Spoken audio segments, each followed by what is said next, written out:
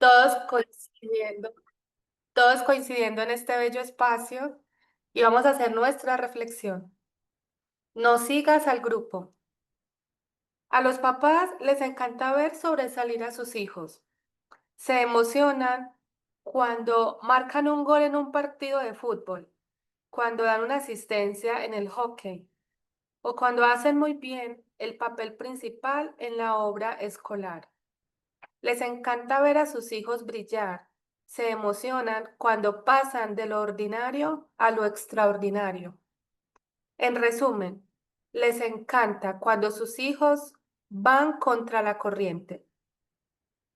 El apóstol Pablo estaba anunciando un tiempo en el futuro en el que su joven hijo Timoteo estaría bajo una fuerte presión para conformarse a la abrumadora corriente de su cultura. La presión de seguir al grupo sería muy grande y la brillantez luz del llamado de Timoteo quedaría apagada. Igual que un buen entrenador en los vestuarios, Pablo mira a los ojos a su jugador base y lo inspira a salir a la cancha y conseguir la victoria. Timoteo es desafiado a colocarse en posición y ponerse a trabajar en su momento de brillar. Qué palabra tan estupenda para nosotros. La presión está ahí y la cultura es aplastante, pero fuimos creados para mucho más. Tú fuiste creado para mucho más. Llegará el tiempo en que la gente no escuchará más la sólida y sana enseñanza. Seguirán sus propios deseos y buscarán maestros que les digan lo que sus oídos se mueren por escuchar.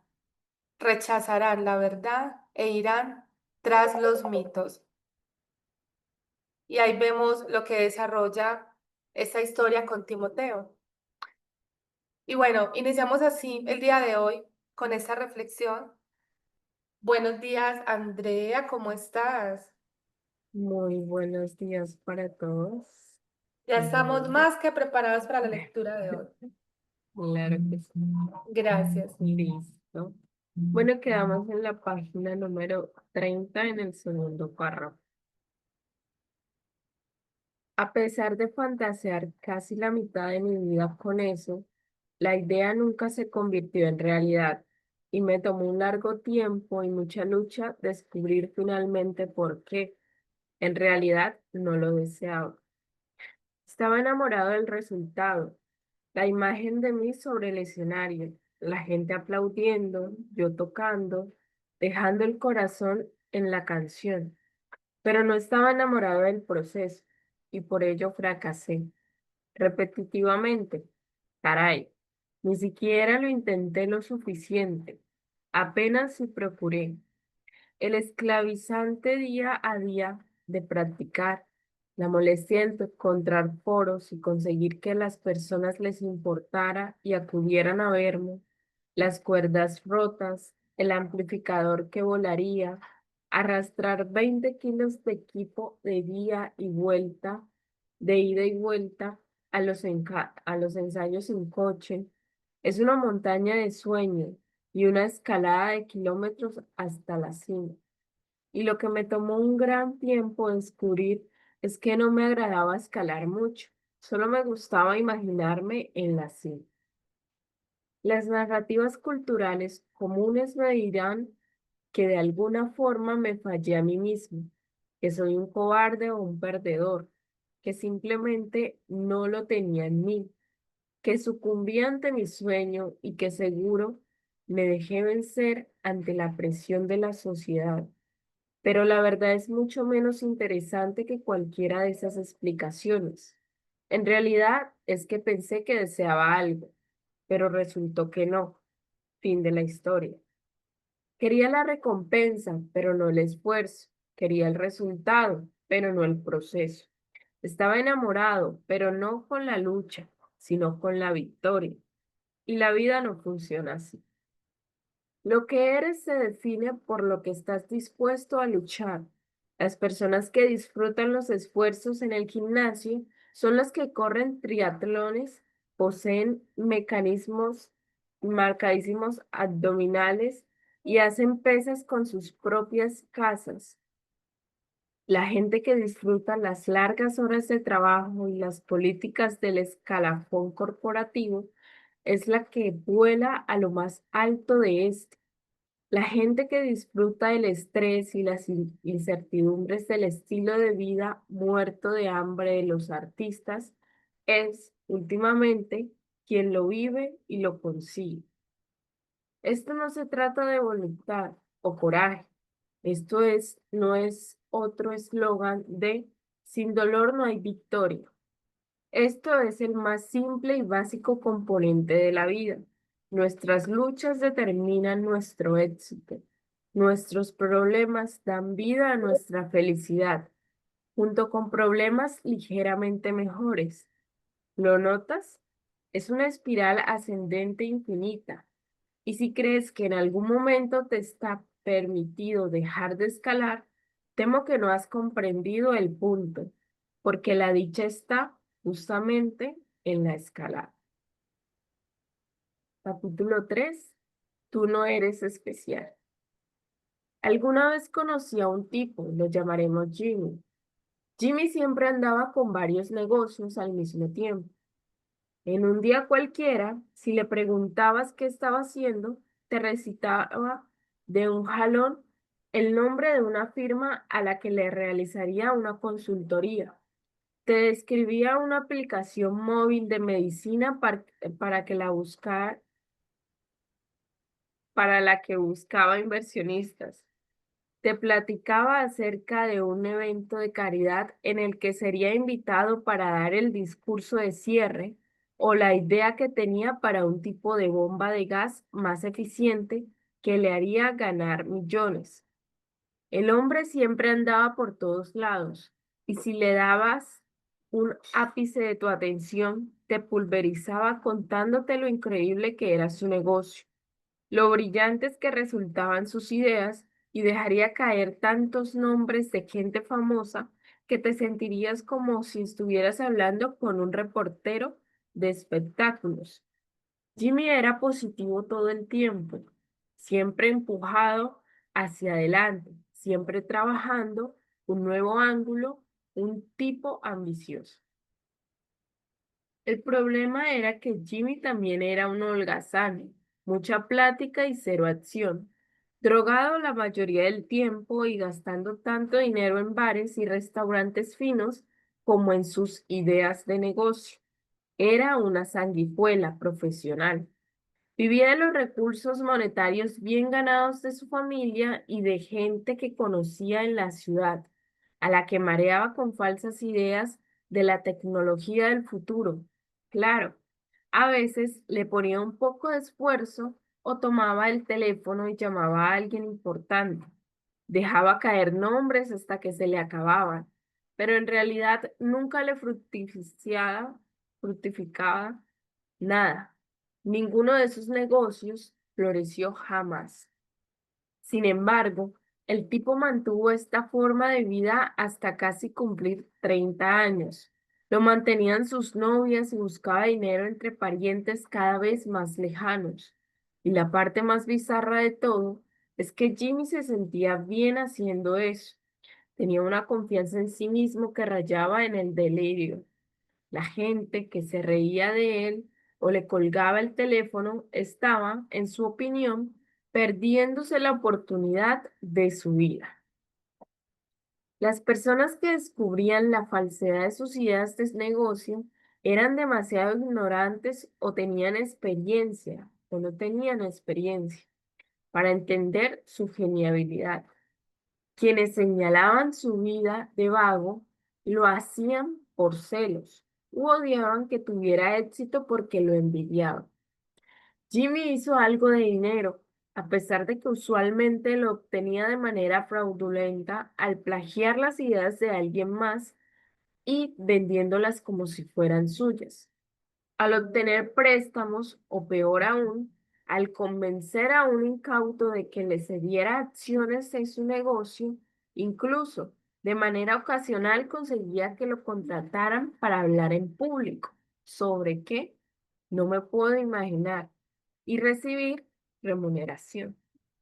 Lo peor es que Jimmy se creía sus propias historias. Su delirio era una prueba de balas, tanto que era honestamente difícil enojarse con él. Verlo en acción resultaba sorprendente. En algún momento de los años 60, desarrollar una alta autoestima, tener pensamientos y sentimientos positivos sobre uno mismo, se convirtió en el furor de la psicología.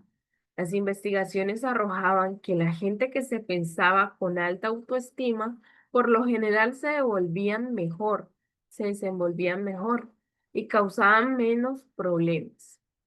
Muchos investigadores y responsables políticos de aquella época comenzaron a creer que elevar el autoestima de una población podría desencadenar beneficios sociales tangibles como una menor tasa de crímenes, mejor resultados académicos, mayor empleo, un menor déficit de presupuesto. Como resultado de lo anterior, a principios de la siguiente década, los 60, las prácticas de autoestima empezaron a ser enseñadas a los padres. Las enfatizaron terapistas, políticos y maestros, y se adoptaron como una política educativa. Las calificaciones infladas, por ejemplo, se implementaron para conseguir que los chicos que no eran tan brillantes se sintieran mejor sobre su bajo aprovechamiento. Se inventaron certificados de participación y trofeos falsos para actividades mundanas y rutinarias. Los niños recibían tareas tontas, como escribir todas las razones por las que creían ser especiales o las 5 cosas que les gustaban más de sí mismos. Los, pa- los pastores y ministros predicaban en sus congregaciones que cada uno era único y especial a los ojos de Dios y que estaban destinados a sobresalir en la medicina, en la medianidad. Surgieron seminarios de negocios y motivacionales. Se coreó el mismo mantra paradójico. Cada uno de nosotros puede ser excepcional y masivamente exitoso. Una generación después, ya tenemos la información. No todos somos excepcionales. Resulta que el simple hecho de sentirse bien con uno mismo en realidad no significa nada a menos que tengas una buena razón para sentirte bien contigo mismo. Resulta también que la adversidad y el fracaso son de hecho útiles e incluso necesarios para desarrollar adultos exitosos y fuertes en términos emocionales. Y resulta que enseñarle a la gente a creer que es excepcional y sentirse bien cerca de sí sin ton ni son, no logra crear una generación plagada de Bill Gates o Martin Luther King, crea una población llena de Jimmys. Jimmy, el iluso fundador de negocios, Jimmy, el que fumaba mota todo el día y no tenía ninguna habilidad real más allá de hablar bien de él y creérselo. Jimmy, el tipo de hombre que le gritaba a su socio de negocios por ser inmaduro. Y luego iba a gastarse todo el crédito de la compañía al restaurante más caro de la ciudad para improvisionar a alguna modelo rusa. Jimmy, a quien se le estaba acabando los parientes que le pudieran prestar más dinero. Sí, ese ser confiado y con alta autoestima llamado Jimmy, el Jimmy que dedicó tanto tiempo a hablar de lo bueno que era hasta que, ya sabes, se le olvidó que en realidad debía hacer algo. El problema con este movimiento de autoestima es que se basa en el hecho de que tan positivamente se percibía a la gente, pero una medición verdadera y precisa del valor de uno mismo es como las personas se sienten sobre sus aspectos negativos. Si alguien como Jimmy se siente asombrosamente bien durante el 99% del tiempo, a pesar de que su vida se está desmoronando a su alrededor, entonces, ¿cómo lo anterior puede ser un parámetro válido para una vida feliz y exitosa? Jimmy se siente con derecho a todo. Esto es, se percibe a sí mismo como merecedor de cosas buenas sin realmente hacer algo para obtenerlas. Cree que debería ser rico sin trabajar para ello. Él considera que debería caerle bien a la gente y poseer buenos contactos y tener que ayudar a nadie. Piensa que debería disfrutar un estilo de vida maravilloso sin sacrificar nada a cambio. La gente como Jimmy se obsesiona tanto en sentirse bien consigo mismo que logra engañarse y convencerse de que está logrando grandes cosas, aun cuando no sea cierto.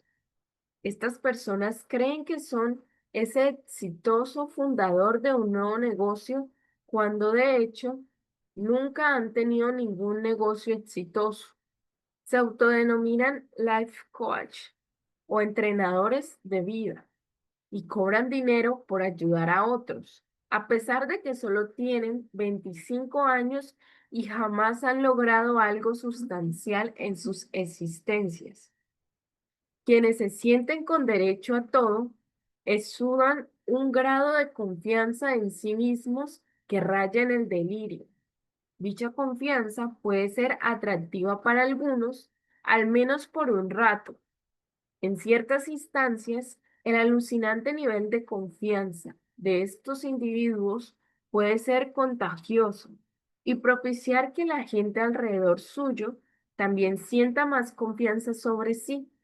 A pesar de todas las locuras de Jimmy, tengo que admitir que a veces era divertido salir con él. Te sentías indestructible a su lado. Pero el problema de creerse con derecho a todo es que hace que la gente necesite sentirse bien consigo mismo todo el tiempo, incluso a costa de quienes se encuentran a su alrededor.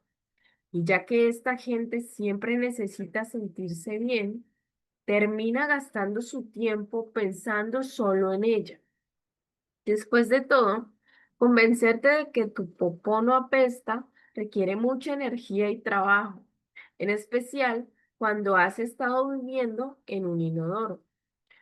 Una vez más que las personas ha desarrollado ese patrón de pensamiento, de interpretar constantemente lo que sucede a su alrededor como autoengrandecedor. Es muy complicado sacarlas de ese círculo vicioso. Cualquier intento de razonar con ellas es visto simplemente como otra amenaza a su superioridad por una persona que no puede con los listos talentos, guapos, exitosos que son. Este sentir, este sentirse con derecho a todo envuelve a las personas en una burbuja narcisista. Distorsionan todo para reforzarse a sí mismas. La gente que se cree con el derecho a todo, ve cada situación de su vida, ya sea como una afirmación de o una amenaza para su propia grandeza. Si algo bueno les ocurre, es por alguna hazaña maravillosa que consiguieron. Y si algo malo les sucede, es porque alguien está celoso e intenta derribarlos. Este sentimiento es impasible. Las personas que se sienten con derecho a todo se engañan con cualquier cosa que alimente su propio sentido de superioridad. Mantienen esta fachada mental a cualquier costo, incluso si a veces requiere ser física o emocionalmente abusivo con los que le rodean. Pero esta es una estrategia fallida, es otra forma de droga mental. Esto no es felicidad. La verdadera medida del valor propio no se basa en cómo esa persona se percibe respecto de sus experiencias positivas, sino cómo se siente en relación con las experiencias negativas. Una persona como Jimmy Se esconde de sus problemas y se inventa éxitos ficticios en cada esquina. Y como no puede enfrentar sus adversidades, sin importar lo bien que se sienta consigo misma, es débil. Una persona que en verdad posee una alta autoestima es capaz de analizar las partes negativas de su carácter con franqueza. Sí, a veces soy irresponsable con el dinero. Sí, confío demasiado en otros para apoyarme. Debería confiar más en mí mismo. Y después actúan para mejorar. Pero la gente que se siente con derecho a todo, al ser incapaz de reconocer sus problemas de manera abierta y honesta, es capaz a sí mismos de mejorar su vida de una manera significativa y duradera. Al final, siguen persiguiendo esa sensación de grandeza una y otra vez. Acumulan más y más niveles de negación. Pero eventualmente la realidad pega y los problemas subyacentes volverán a presentarse. Es solo cuestión de cuándo y qué tan doloroso será. Todo se desmorona. Sentado a las 9 de la mañana durante mi clase de biología, con la cabeza entre las manos, miraba perdidamente el minutero del reloj. Cada tic-tac se enlazaba a las explicaciones de la maestra sobre los cromosomas y la mitosis.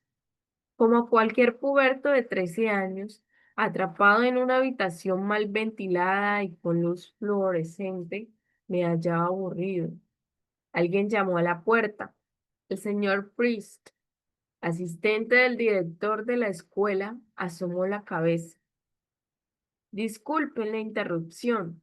Mark, ¿puedes venir conmigo, por favor? Ah, y trae tus cosas. Qué extraño, pensé. A los estudiantes los envían con el director, pero el director rara vez es enviado a los estudiantes. Recogí mis útiles y salí del aula. El corredor estaba vacío, cientos de casilleros color beige convergen en el horizonte. Mark, ¿puedes llevarme a tu casillero, por favor? Claro, dije, mientras camino a paso lento por el pasillo con mis jeans beige, el cabello largo y mi camisa de pantera. Llegamos a mi casillero.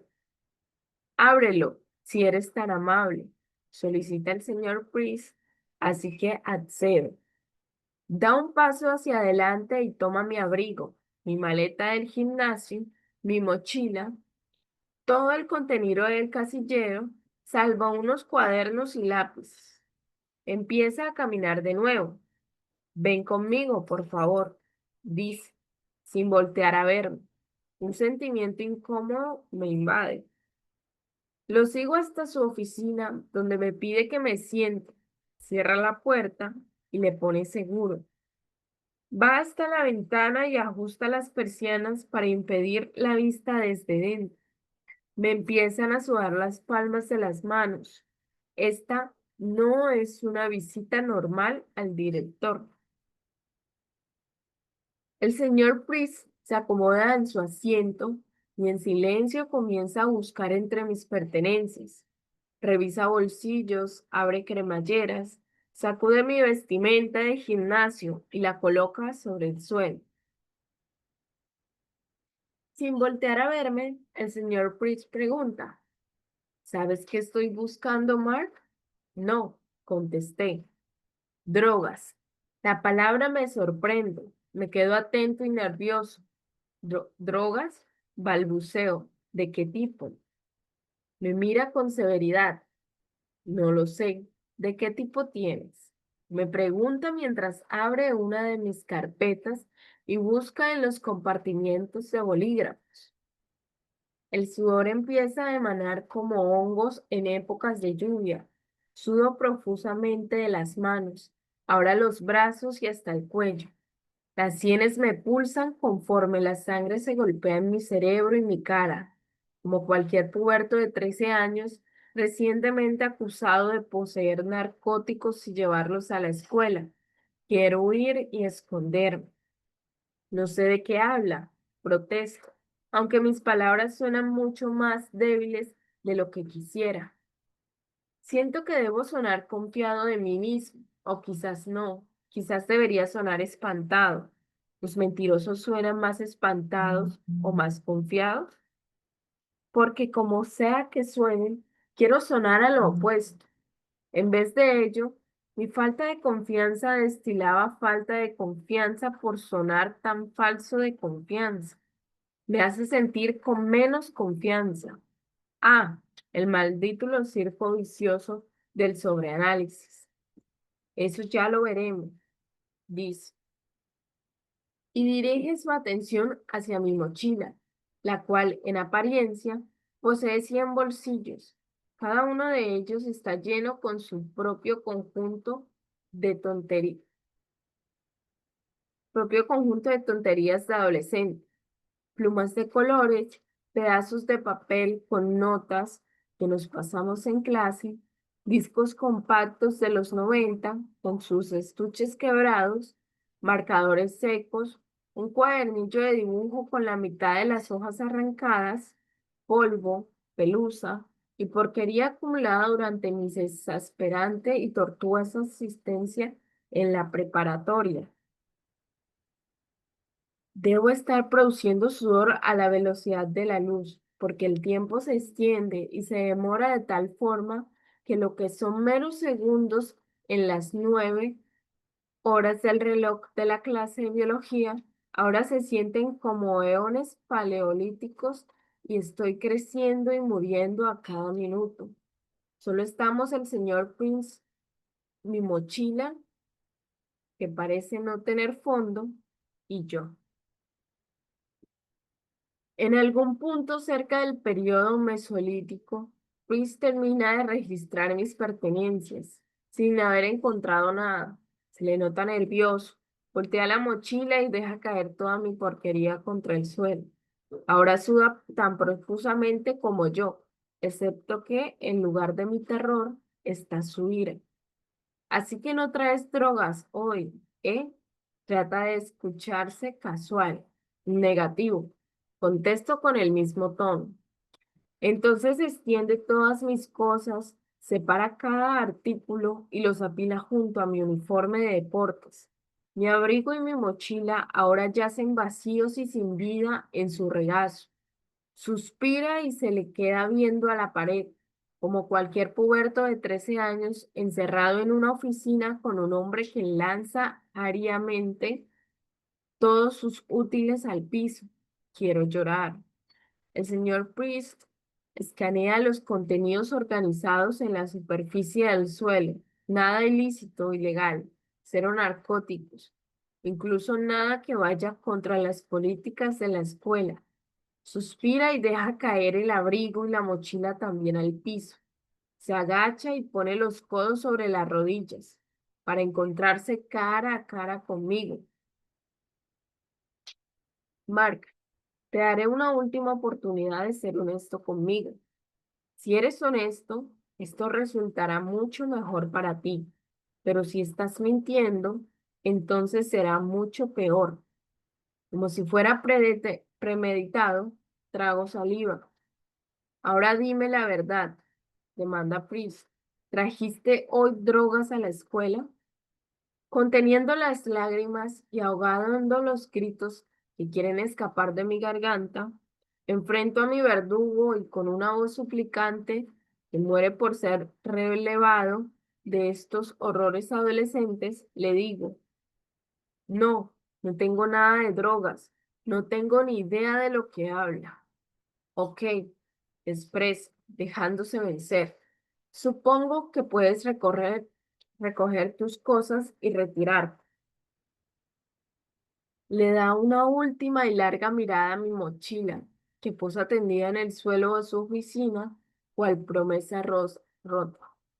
Pone casualmente la punta de sus zapatos sobre mi maleta escolar. Le propina unos golpecitos, en un último esfuerzo por hallar algo. Yo espero con ansias que se levante. y se vaya para poder seguir con mi vida y olvidar esa pesadilla. Pero su pie se topa con algo. ¿Qué es esto? Inquiere mientras continúa golpeando con el pie. ¿Qué es qué? Pregunta. Aquí hay algo. Levanta la mochila y empieza a palpar el fondo de ella. Para mí, la habitación comienza a nublarse y todo se mueve.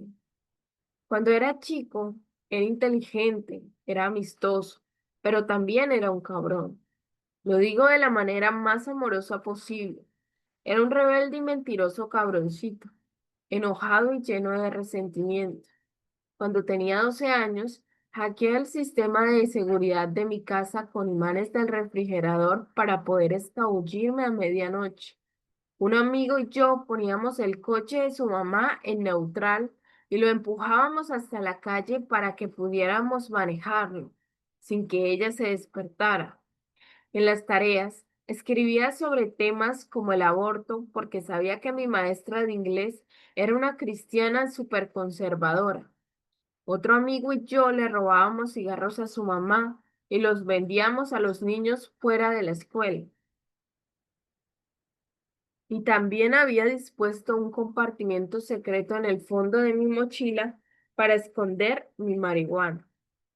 Ese era el mismo compartimiento secreto que el señor Priest descubrió al pisar las drogas que se hallaban ocultas en él. Yo había mentido. Y tal como lo prometió, Chris no tuvo piedad. Un par de horas después, como cualquier puberto de 13 años, esposado en el interior de una patrulla, creí que mi vida había terminado. Y de alguna forma no estaba tan equivocado. Mis padres me pusieron en cuarentena en la casa. No tendría más amigos en el futuro previsible, ya que fui expulsado de la escuela. Recibiría educación a domicilio, por lo que restaba del año. Mi madre me obligó a cortarme la melena y tiró todas mis camisas de Marilyn Manson y Metallica, lo cual, para un adolescente en 1998, equivalía a ser sentenciado a muerte por aburrido.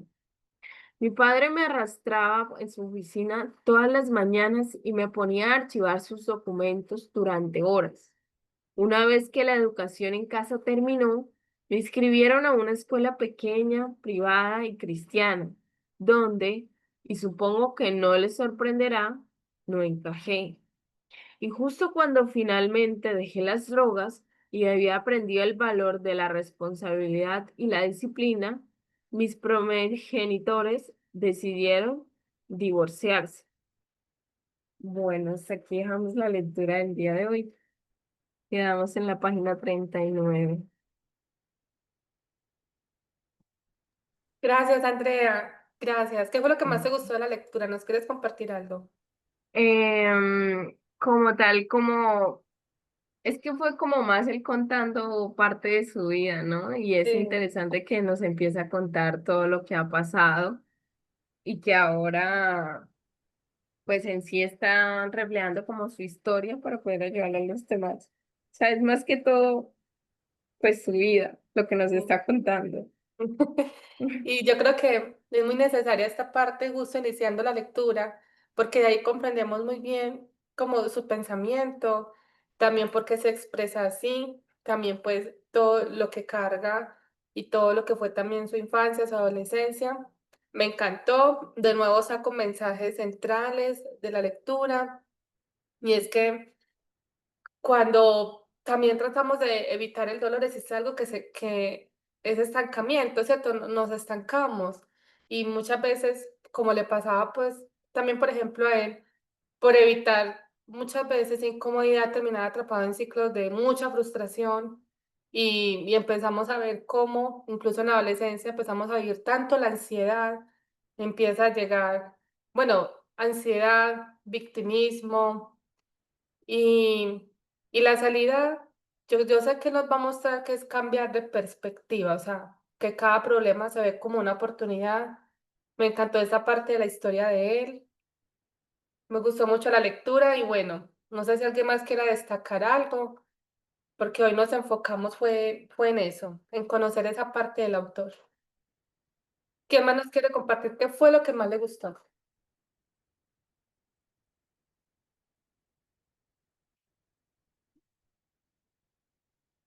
A ver, ¿quién por aquí? ¿Quién por allá? Liz, Bueno, buenos días. buenos días, David. Yo creo que de alguna manera, como decías, y es eso, o sea, eh, el autor de alguna forma nos está mostrando un poco su vida o nos está contando lo que pues le pasó, como que de alguna manera el lector pues si se siente identificado puede saber de pronto qué hacer, qué sentir. Leí algo hace unos días y era que muchas veces nosotros de jóvenes nos em, evitamos o quizás no queremos de alguna forma expresar nuestros sentimientos. Muchas veces nos hundimos en el barco con todo y lo que sentimos, quizás por miedo, quizás por victimismo, como decías, pero muchas veces eso hace parte de la vida, del proceso de la vida y es sentir el dolor, la felicidad, la alegría, el sufrimiento. Todo ese tipo de sentimientos hacen parte de la vida y muchas veces nosotros nos quejamos o preguntamos el por qué, y lo que deberíamos hacer es más bien qué es lo que estoy sintiendo, lo siento porque pues hace parte del proceso y que eso que estoy sintiendo, que eso que sentí me ayuda a ser mejor persona más adelante o me ayuda quizás a ayudar a las personas que tengo alrededor. Mm. Entonces, creo que eso el día de hoy me deja la lectura. Gracias, David. Gracias por tu aporte. Y sí, yo creo que él nos explica que lo peor no fueron esas cosas malas que ocurrieron, sino lo que toda su familia nunca enfrentó, todo lo que se reprimió, porque estaban siempre como en una especie de negación permanente cuando se ignora mucho esa realidad. Yo creo que ya lo que es evidente, ¿cierto? Agrava mucho más ese dolor y ya lo dejaron cargado con problemas que no eran de él, que no eran de él. Así que por eso esta parte, él reconoce que de pronto su adolescencia fue realmente traumática y pasó años tratando de desenredar como todos esos episodios y lo que su familia tampoco nunca enfrentó. O sea, en realidad fue una adolescencia que yo creo que todavía pues muchos la vivimos, todavía se vive demasiado y es que a veces los padres descargan tanta presión en los hijos y ellos buscan salidas por no poder expresar sus emociones y aquí empiezan a llegar las drogas, empiezan lo que es todos los miedos.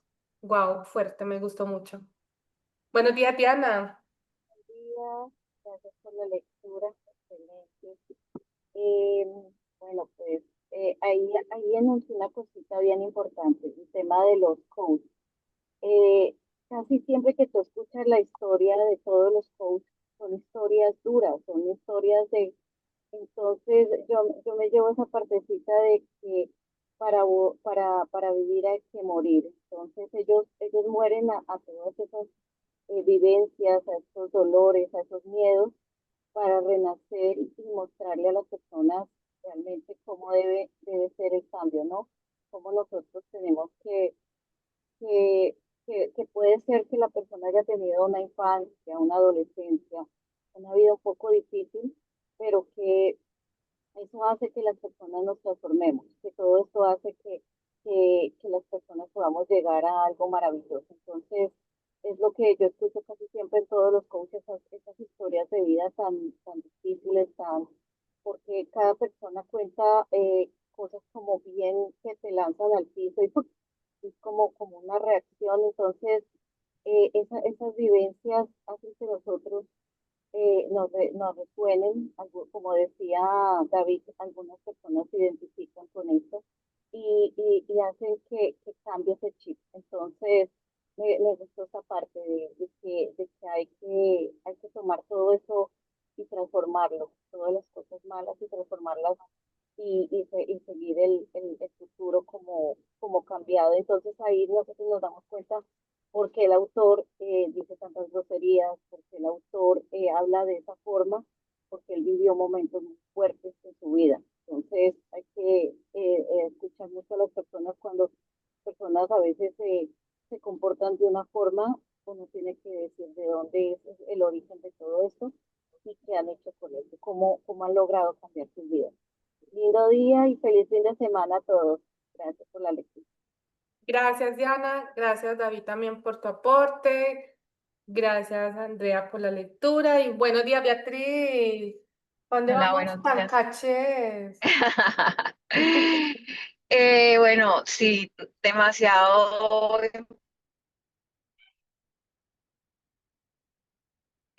del autor y como